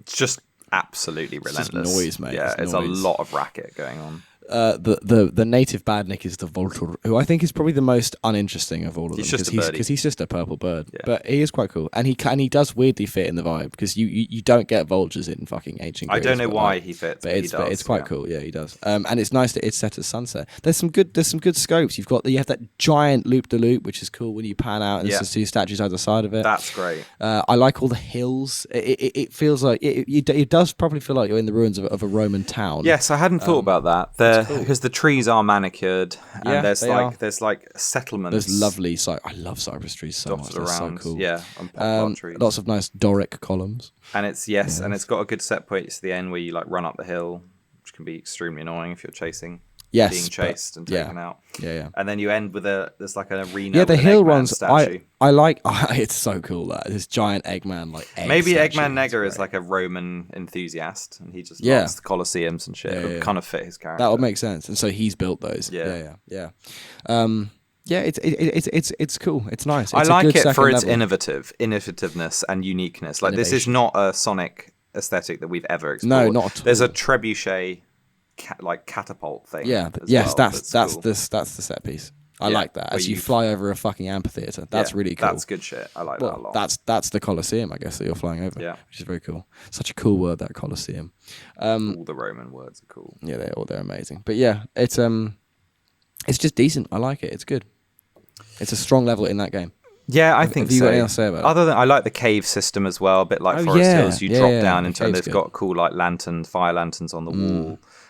It makes no sense why there would be Roman ruins. No, not at all. But on Onyx / Angel Island. Definitely just have to accept it. And I like you're right. The lighting's cool with the like nice sunset haze effect.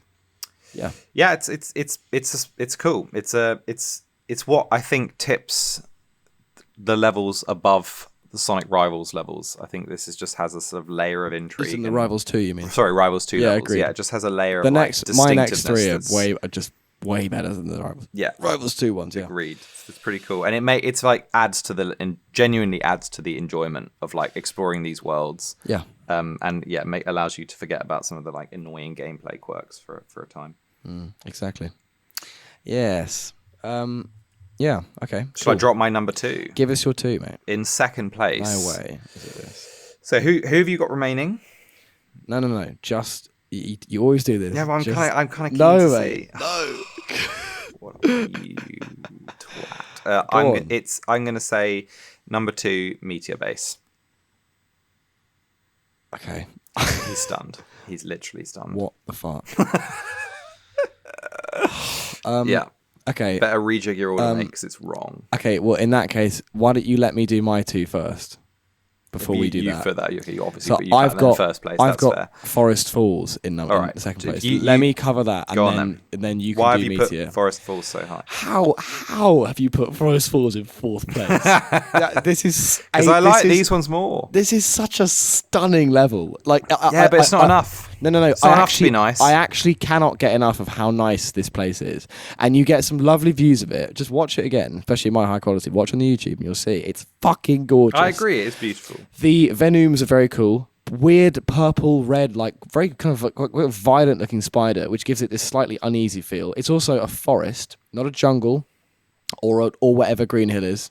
It's a proper woodland forest, which is cool.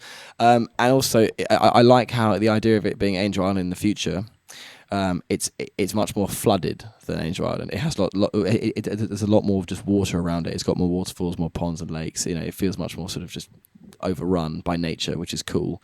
I think the Act 2's tree canopy section is fucking cool. You have a leaf glide. You get on the leaf and it takes you up and you glide through the vines and branches. That's really cool. Yeah.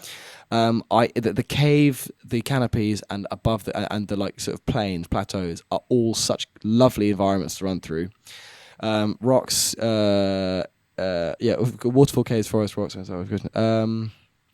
It's a heavenly environment. It's such a nice. It's just done so well, and I won't play it, but like this shit, this is so cool. It is good. I love it, and it fits the vibe very, very well. I think it's stunning, and so it has to go high for me. It has to be. Yeah, but completely fair. And there's some cool stuff. There's a giant Eggman face in the rock that you fly past. I think it's in Act 2 or Act 1, which is a cool detail. You can see the sea behind you. It's just nice.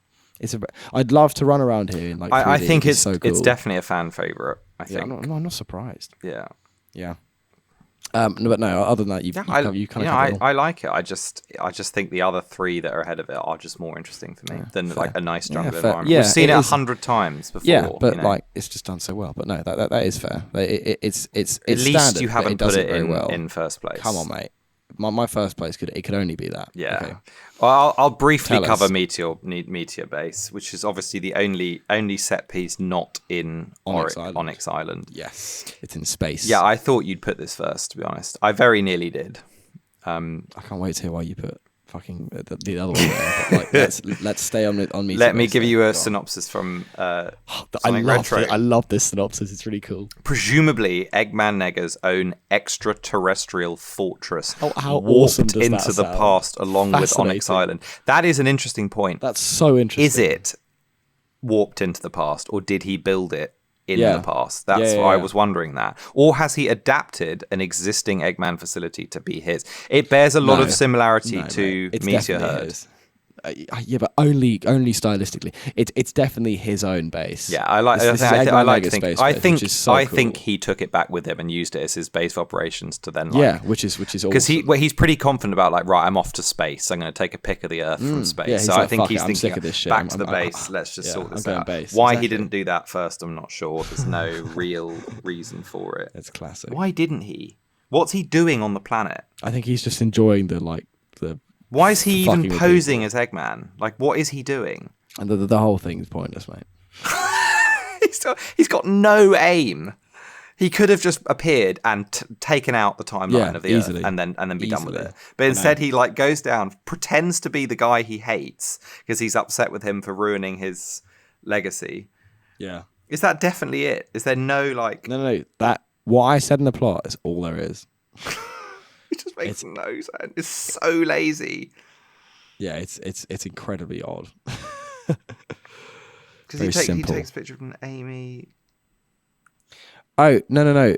He's not even like collecting the Chaos Emeralds to power the camera. He couldn't power the camera. Couldn't take a photo that big of the planet because until he had Amy, the Master Emerald, Rouge, and Tails in the card to power it. Because that's what Sonic and Shadow and Knuckles free at the end of it. They free because he needed them to power it. It's literally just a like power requirement. That's all. Okay, so very. It's probably the worst possible. Honestly, but at least it's an like explanation. Chaos Emeralds would have been better than just it's just other classic. characters that then are written out of the story, even less interesting. Yeah, exactly. Anyway, his extraterrestrial fortress, Meteor Base, is an orbital mining manufacturing complex, smelting down space rocks to provide minerals for the Doctor's schemes.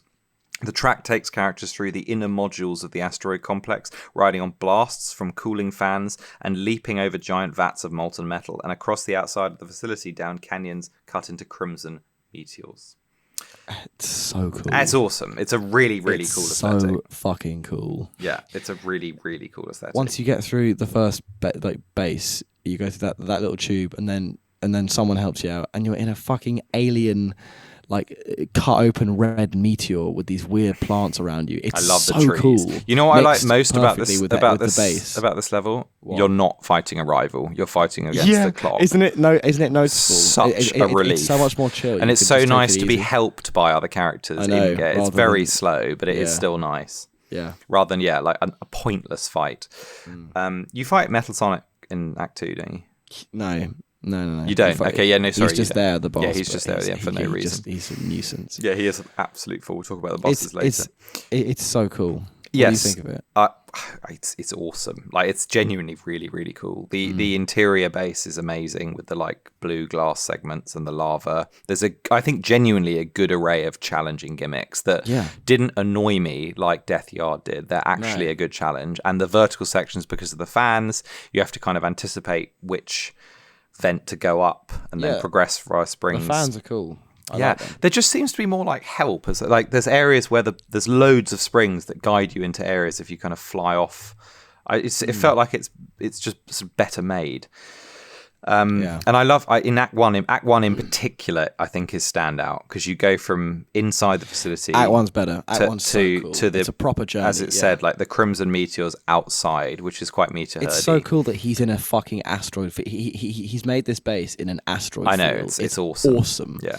And he's like from what I can tell, he in the background he mines them. He gets them on a conveyor belt, breaks them down, mines them, turns them into lava, and I guess uses this to power his machines rather than the flickies of Eggman. It's interesting. Yes. Eggman Nega uses resources and materials. He does. He uses minerals. Which is cool. Much less morally problematic, actually. But, yeah. And Act 1 ends with a fantastic spectacle of the central base reactor. Yeah, of like a spinning core, rotating. Core, which is really cool. It's very good. Presumably, that's what is fueling his camera. I'm not really sure, but no, that's just the base. Okay, it's the refinery. Yeah, which is fueling his Act camera. 2 ends in the hangar bay of the Egg Destroyer, which is quite cool. And you can see it in the background. Yeah, I like that. Yeah. Yeah, and then they introduces the gimmick of the warp zone. Which is cool. Which I think works really well. Especially there's some puzzles. It's not over the top. No, you have to pick the right one. It's great. If you pick the wrong one, it's not that bad. You can you get it's done well. I like it. Yeah, so do I. I think it keeps good variation. It keeps it interesting. It does, and I it's very it's very Buzz Lightyear of Star Command. Yeah, it is. Like, it is very, with the blue planets and the red. Yeah, the blue planets. Yeah, just the like sort of cartoony colours. Yeah, I like it a lot. I do. It's a very like familiar and pleasing aesthetic. I do like it. And a lot. Of course, Drillworm. Of course, the Drillworm. Come on, Drillworm. Yeah. He's so cool. I love that thing. He's fucking he's cool. only in. He's only in Act 1. He literally appears only once, if you fall down the. He's loops. also all over the fucking loading screens. You think, who is this guy?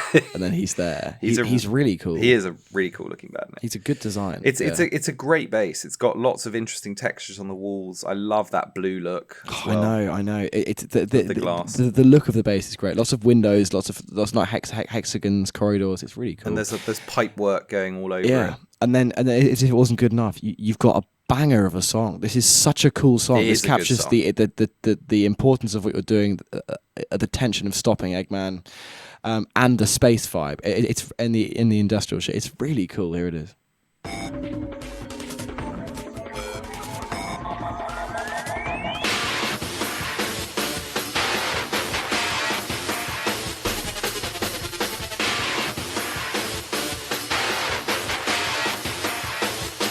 This bit, I love this bit. I love this. The next bit's even better.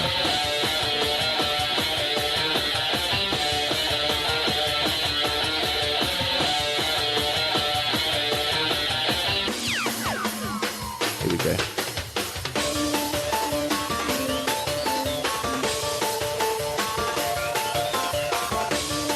So cool. So like just classic space. I love it.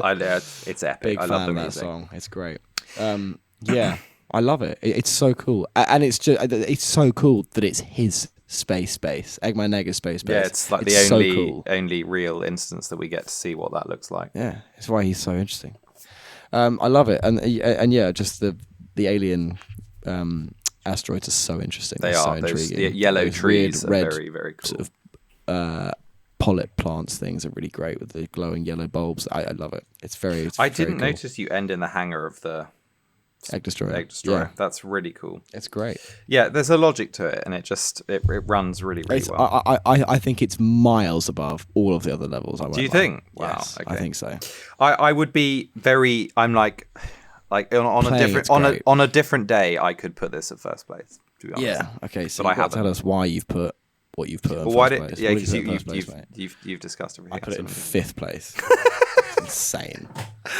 Are we finished talking about Meteor? Because I really like it. It's fucking cool. I think that covers all of my shit. There's a if you like, I've just paused on a frame at the end of Act 2, and it's like a crazy looking. In the background, there's a dome building with like towers, blue towers. Yeah, built into the meteor. Buildings in the background of the asteroid field are so cool. They're really cool. Yeah. It's so good, man. It would be very interesting. I mean, you probably can't because it's just a picture, but it would be really cool. It'd be so cool if you could no-clip around. Fly around that. It's such an interesting and I love that big blue moon in the background. Oh, yeah. That's great. Yeah, it's awesome, but I haven't put it in first place. Shame, but I'm fucking baffling, honestly, why this is in first place, but I can't wait to hear you justify it. For some reason, I've put Crystal...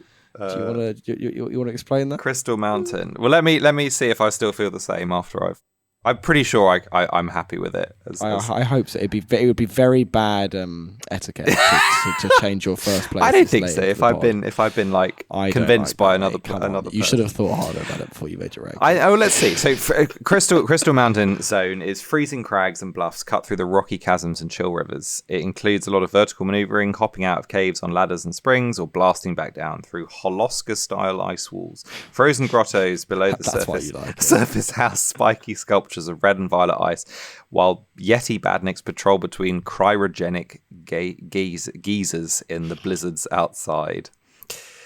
The zone also features bobsleds. Yes. Okay, why do I like this zone? Go on. A big part of the appeal for me was the color palette and design of the level. I just thought really stood out, in addition to how much fun I had actually playing it. It was probably the most enjoyable experience playing any of the levels for me. Really? Why? It's very hard to accurately explain why. Just a feeling. I'll try. To start with the color scheme, it's very. I think for an ice level, it's really, really cool. I love the big, massive blue and pink crystals that dominate the landscape. It is a very cool snow ice level. It is a very cool. You've got those craggy trees, and then you've got these giant crystal structures, which I'm always a sucker for. I just really like them. Yes, they're great. And you go down into the caves, you get like pools of at kind of deep blue water, and then like rocky crags with those huge crystals coming out of them. And occasionally there are pits which just have like thousands of the crystals in. And when you go down into the caves, that's also there's lots of that there. In Act 2, is it Act 2? Let me just double check. The sky becomes pink. Is that right? Or am I making that up? Oh, that feels like it might be right. I feel like I saw pink sky. Really I can imagine that, yeah. But maybe I'm just complete, because now I'm looking at it. I saw there's a sort of haze of pink. It's not literally pink. No, it's still white. I remember it becoming pink. Maybe that was just because at the end the crystals do get absolutely enormous and kind of dominate the landscape a bit. But no, it doesn't ever get the pink sky. No, it's the pink from the cave. Yeah. But I really, really enjoyed that color palette against the ice. Yeah, the thing that I have to say, I cannot tell you where it is, but at some point, it's really quick. At some point when you're falling, there's a massive woolly mammoth. What? Like fossil in the ice. Is there? Yeah, I could not tell you where it is. It's definitely there though, because I stopped and paused on it, and I thought that was really cool. If there's one, there's probably a few more because it would be a repeat texture. But like behind you, yeah, I think it was in Act 1. There's an ice. If you want, we can pause and I'll try and find it quickly. So we've just spent 10 minutes trying to find it, and I found it. Such a shame. It is quite cool though, no? It's not nearly as big as I thought it was. Yeah, it's a giant frozen mammoth in the wall. That is quite cool. It's weirdly hidden. It's a shame you can't see it. I know. I don't think it appears again. I love it when they have the like fossilized shit in the ice level. It's a weird. It doesn't need to be a trait, but they always have it in like Antarctica. Crash Bandicoot. It's quite Crash Bandicoot. It's in Paper Toss World Tour. Yeah. It's a lot, and also Ice Age the film. Yeah, it's a weirdly big thing that. It's cool though. It's nice. Okay, well that adds a little bit to it, but really not much. Anyway, what else? I mean, I haven't got much else to say, to be honest. Do you think I should change my ranking? I really would rather you didn't, because that's such poor form, mate. Come on, you can't be doing that. The number one is probably the most important one. To be honest, be certain of that. To be honest, I think I should change my ranking. I think you've convinced me that Meteor Base is definitely better. Obviously, I think given all of the parameters of what I care about for levels, I think it definitely is better. It's annoying because I spent a long time thinking about this. I'm going to officially. I have done this before. But never for first place. No, yes, it's rogue for. I'm going to officially switch Meteor Base and Crystal Mountain. Okay, fine. Crystal Mountain is my second place. Now that's second. Meteor Base is my first. I can't wait to fucking do that. Just don't reveal the reveal. No, it's fine. Don't worry. It's easy. I can do it. Okay, nice. What an idiot. Yeah, sorry about that. To be fair, I still really like the aesthetic of Crystal Mountain a lot. The crystals and ice and the pink and the blue and all that. And to play the level, I felt a good sense of momentum and speed, and I enjoyed it a lot. More so than I did any of the other levels. But Meteor Base is a superior level in terms of how it's designed. Yeah, for sure. And the storytelling integrated into the level is way more there than Crystal Mountain is. Definitely. Yeah, 100%. Yeah. So yeah, I know I'm happy that all makes way more sense to me. Well, yeah, good. 100%. Yeah. So ironically, after me saying that I was going to change your mind, you've actually changed. I've changed yours. Yeah. Cool. Okay. Well, as the levels, Meteor Base is as a eventually consensus first place. Yeah. Good. And Death Yard at the worst, sixth place. That's yeah, I agree with that. That's good. Okay, well that brings us on to the bosses, which we haven't actually mentioned them at all yet, really. There are 5 bosses. Weirdly, Sky Park doesn't have one. It's just a chase with Metal Sonic instead. Right, it's just Act 2. So they are the Egg Turtle, in order of appearance: Egg Turtle, Egg Falcon, Egg Lynx, Egg Kong, and Egg Destroyer. They're pretty interesting, these ones. They're quite different to Eggman style, but still recognizably like Eggman-esque, which I quite like. I love that they're egg somethings. We haven't had that for a lot of that's a good tradition that died after Unleashed, basically. I wish we had more of that. I know, it's such a shame. What a selection of animals. I know, what the fuck? Why? It's really weird. He's got one of every kind of all animal family. None of them really correlate. No, sorry, they do. The lynx and the falcon do. The turtle doesn't really. And why is there a gorilla in a fucking junkyard, mate? What's that about? The Egg Kong, as in King Kong. So dumb. It's so stupid. It's hilarious. I'll start now and tell you that's my bottom place. No, I put that on first. Why the fuck have you put the Egg Kong? Hang on. I think let's before we rank them, let's just discuss them in principle. Okay, fine. Do you enjoy the boss fights in this game? I actually do. I like. That's because they're pointless for the most part. No. I think it's a genuinely innovative and interesting mechanic to have a rival AI or whatever trying to also get hits. I like it. It's an interesting take on the boss idea. It's very odd. It kind of doesn't make any sense. No, but I quite like it as a player. Because you have an added element of, instead of just dodging attacks, you also have to stop this, beat the other one to it. I kind of agree. It raises the stakes a little bit. I like it. It's incredibly necessary given how meaningless rings are. Yes, because you can't die. No. You get hit again. It's fine. And so it becomes basically a kind of frantic. There are 2. I think a lot of people might disagree with you and say that actually the AI is just a lot of people hate it. Fucking annoying. Yeah, but I mean, I don't know. It works for me. However, so there's kind of 2 boss formats which is the round arena, where you like have to go sort of like, which is very Rush. You run a circle, very Rush, and then there's a semicircle arena, which is the turtle and the lynx, which is much more kind of close up and personal. Yeah, and then the final boss is an exception. But I think it works well in the semicircle, and then in the Falcon it works well because of the platforms. The Kong, nah. It's just like you aren't even beating the rival. He's just fucking about. It's just Metal Sonic just running around being an idiot.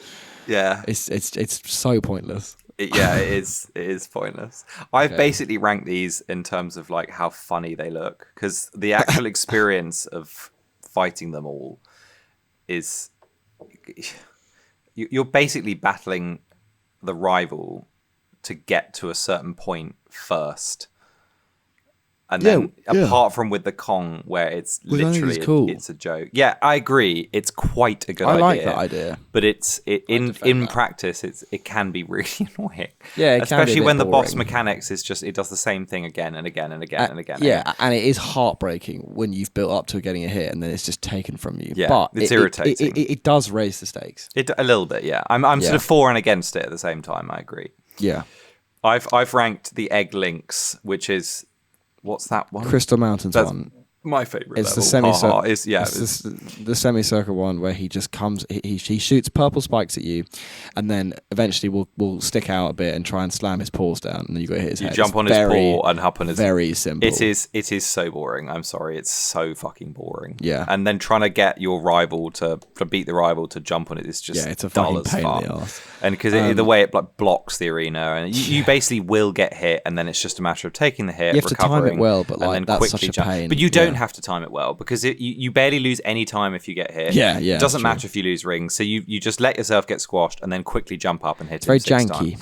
They're all quite janky. It's incredibly silly. Yeah, it is. And also, he's just the least interesting. He looks so dumb. What is good is the boss theme, which is this. This is. I think boss theme's good. I think this is a cool song. It is solid.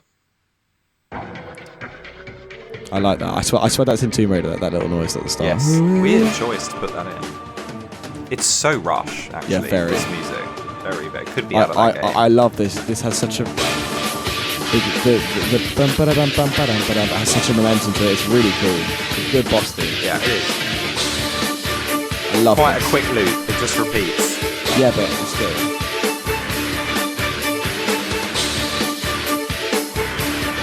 Hang on. That's what's coming.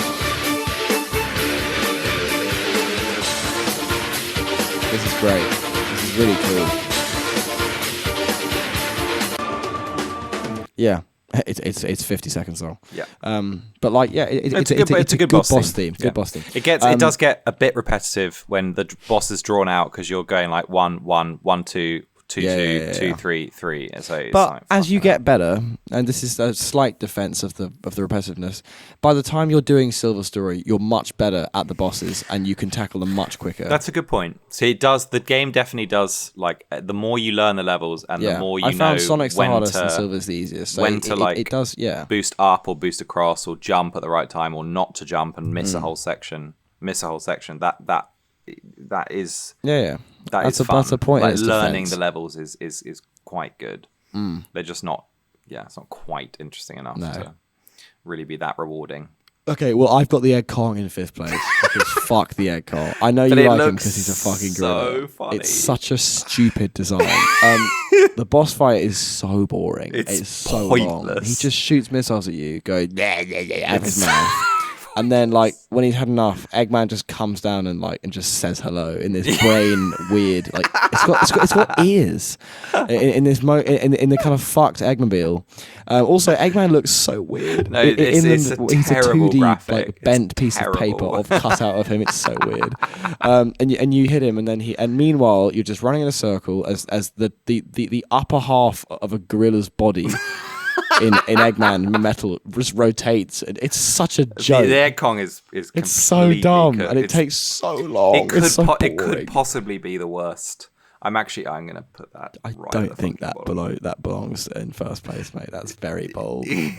I mean, come on, you can't have two. No, I'll put the Egg Kong after the Egg Links because I love. I know you like the idea that it's a gorilla. It's a gorilla. It's fucking class. Of course. It is because you're not even fighting a rival. Though you're right, it is completely pointless. Yeah, it's so you boring. May as well just it shows what those bosses would be without that. Yeah, which is really boring. It's absolutely dumb. Yeah. But it is really funny that it's gorilla. There's no need for it to be a gorilla at all. Yeah, Eggman Nega must be a fan of King Kong. Yeah. It's so weird. But doesn't fit the level either. No, not at all. Why would a gorilla be fit in the slight? It makes no sense. Hence why it's 5th place for me. I've got the Egg Links in 4th place. Okay, yeah, it's the same. The Lynx is kind of cool. It's quite a cool design. I like its wheels. It's like a fucking tank. Yeah, it's a train tank. But that's it. Yeah, I agree with everything you said. It's very basic. I've then got the Egg Turtle in 3rd place. I haven't put that in 3rd place. Oh dear. I think he's iconic. I love his shape. I think he's a really nice looking guy. Yeah. It's a lovely environment as well. It's a nice pond place. True. It's cool. Yeah. It's friendly. The 3rd place, I've put the Egg Falcon. Have you? Okay. You probably put in 1st place. It's just a fucking annoying fight. The platforming is so irritating. Yeah, it's not fun at all. And it kind of flies around, drops bombs at you. It turns the platforms into ice and fire, which is kind of cool. And then it drops altitude a bit, and you've got to hit it. But oh my god, the AI is so infuriating. He knocks you off the platforms that it's quite hard to get up. Yeah, it just wasn't fun.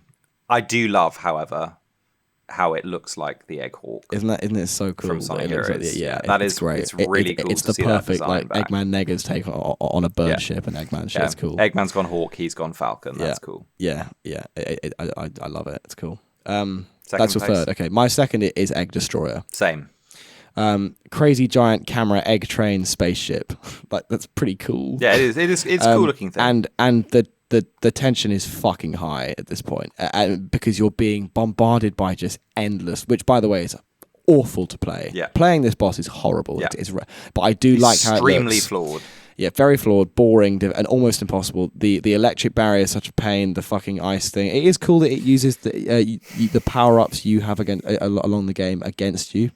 The only good thing to say about this boss is the design. Like again, it has the same problem. It's cool that the front of the ship looks like Eggman Nega. Yeah, it is. That's cool. It has no consequence. It doesn't matter that there are all these things flying at you. You just get hit and wait till and then battle through, hit the cannon. Push through, you'll be fine. Yeah, and all you do is you fight to this turret. You hit the turret. It sends you back to the beginning of that section. Do it again. You do it exactly the same again. You get warped to the next section and blah blah blah. So it's 8 hits. It's an astonishingly lazy final boss. Yeah, it is. But Metal Sonic's there making things more annoying. But I do like how it's in like a sort of space, like you're like zooming through space. It's cool. Yeah. It feels trepidatious, and this song is good as well. It's a good upgrade on the boss theme.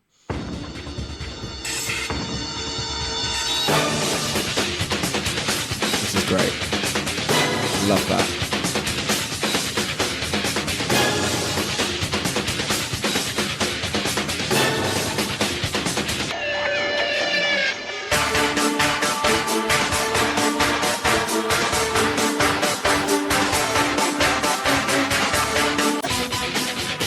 It's cool. Yeah, it's cool. It's fine. Good tension. Yeah, that's it. Yeah, it's a terrible boss, and actually the only thing, honestly, replaying the boss battles is worse than replaying the levels. I find they are so boring to do over and over and over and over again because they're not quick. The Kong is so the Kong makes you so angry. They take a long time because it's not just 6 hits because the fucking rival gets in the way. Again, yes, it's quite a cool idea. The fact that you have to do it 4 times over really undermines its replayability. Yeah, it does. And the mechanic that it rests on. It's not good. It's just a pain. Yeah. I put the Egg Turtle in 1st place because it's the easiest.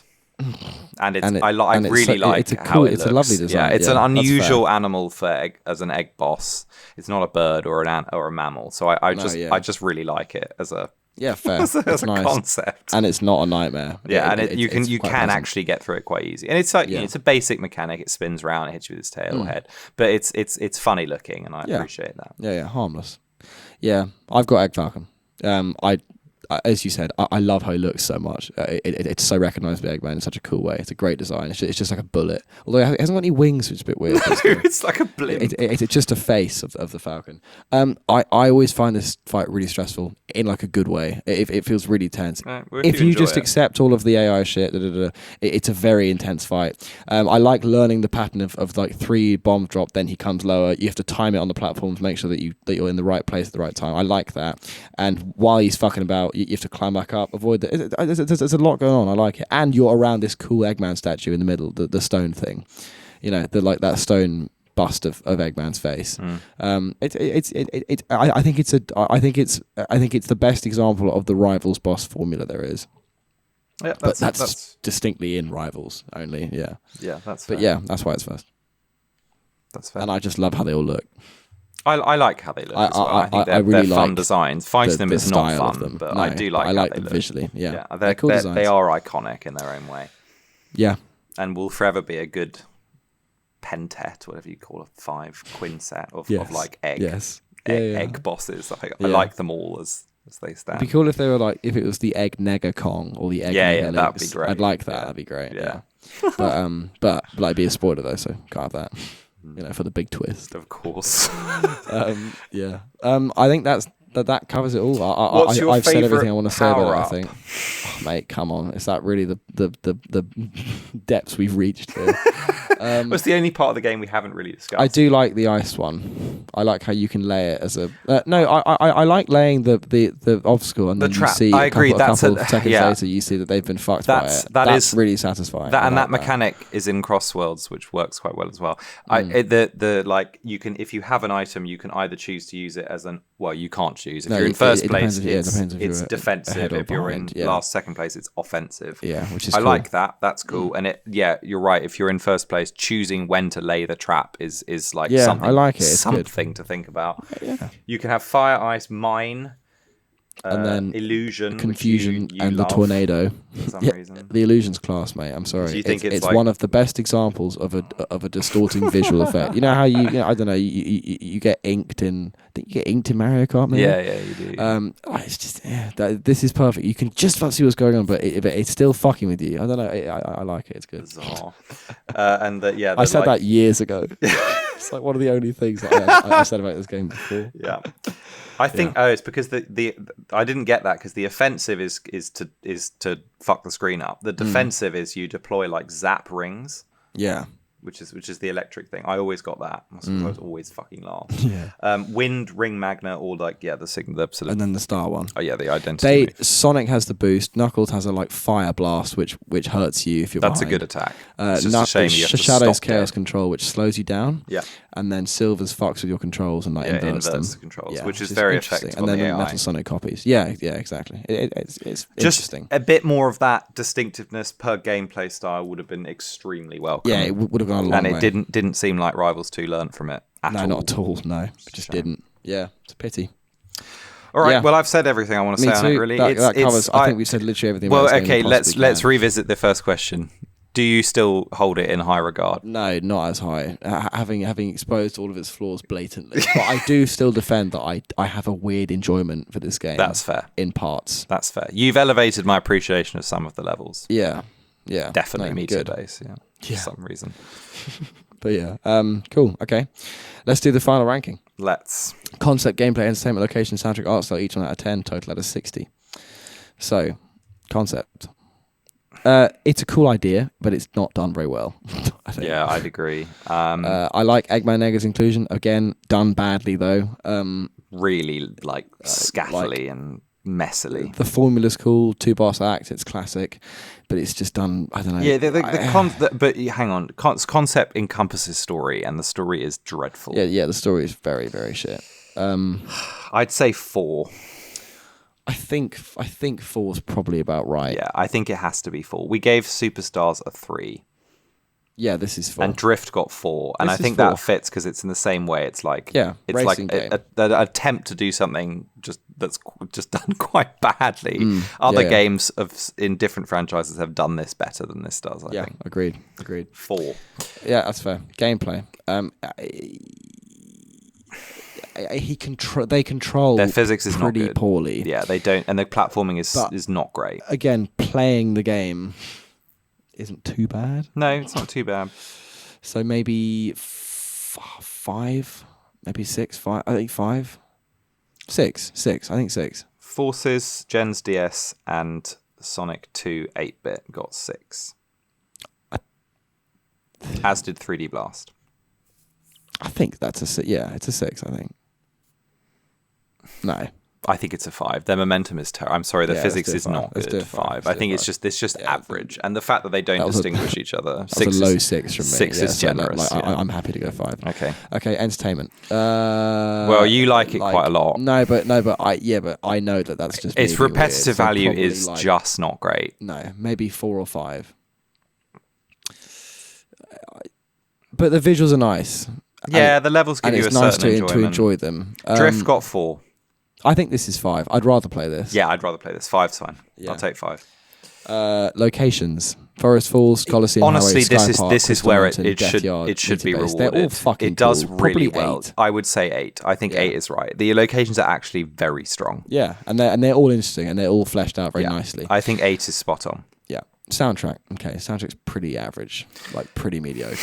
Maybe a 4. You know what is actually pretty good though?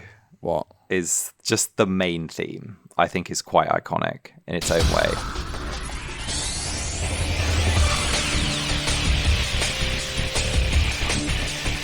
Yeah, it is cool. It's just so congested. It is. It's just the mix. The sound mix is literally terrible. I think it's quite. Oh.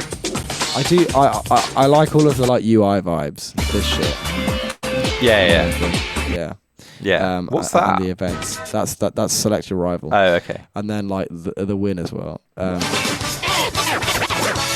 just love a that random scrub in scratch. That's cool.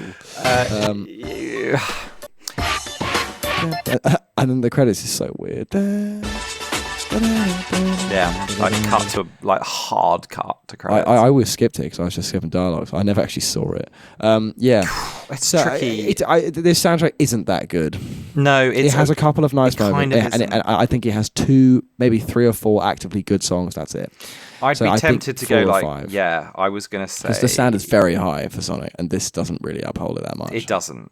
Gens DS got 6. Labyrinth got 2. Superstars got 4. I think this is maybe a 4. I think it's a 4. I really want to sit down and listen to it. It has very little variation as well. Yeah.